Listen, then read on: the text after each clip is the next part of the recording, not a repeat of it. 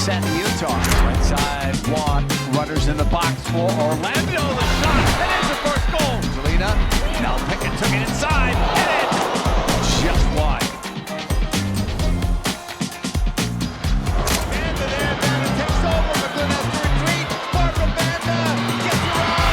And that's empty. And now it's Orlando up 2-1.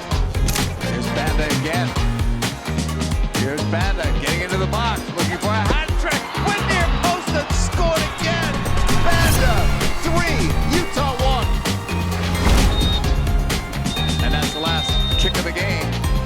Orlando Pride did what they needed to do tonight. Mike, you played some really good football, some really good goals. Okay, we can go to another level. But the most important thing today is getting the 3 points.